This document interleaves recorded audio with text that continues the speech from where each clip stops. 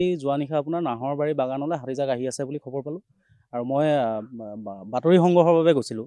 কিন্তু সেই সময়তে এই সুব্ৰত বৰা নামৰ এই যিজন লোক, সেই লোকজনে তেখেতৰ নিজৰে নে কাৰ নাজানো এখন চিলভাৰ ৰঙৰ ভেন লৈ আহিছে, আহি পেলাই মোৰ ওচৰতে জোৰেৰে বেগ মাৰি ৰখাইছে।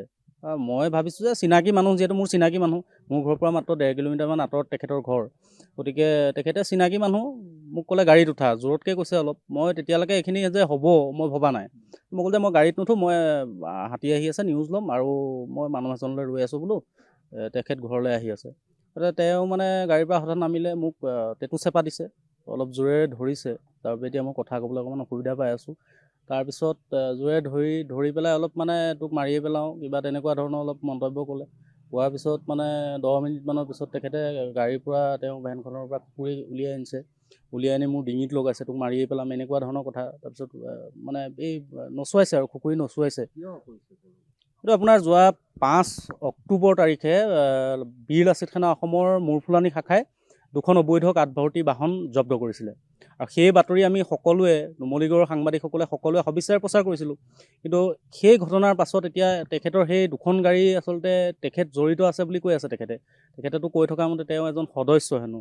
গতিকে তেওঁ সেই কথাটোৰ আলম লৈ পেলাই মোক কালি মানে এনেধৰণে আচলতে ওপৰত জুপুৰি মাৰপিট কৰাৰ ধৰণৰ ঘটনা সংঘটিত কৰিছে।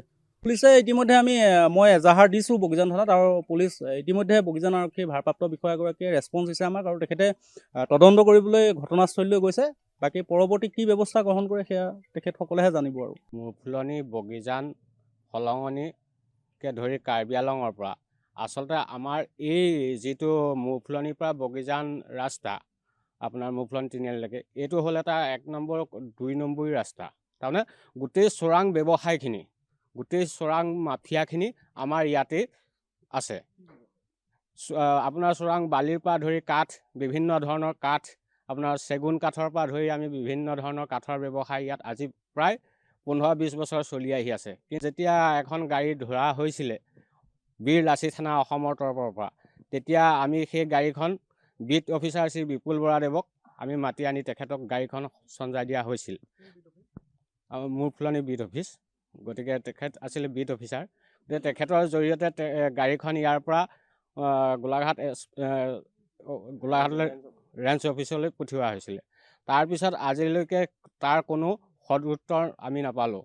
কিন্তু ইয়াত দেখিছোঁ বন মাফিয়াৰ যি দপদপনি, কিবা এটা ক'বলৈ গ'লে বন মাফিয়াকে ধৰি বিভিন্ন ভূমাফিয়াসকলৰ সংগঠন হওক, সাংবাদিকসকল হওক, সকলোকে কিন্তু বিভিন্ন ধৰণৰ তাৰমানে টৰ্চাৰ কৰি আহিছে, মৃত্যুৰ ভাবুকি দিয়ে।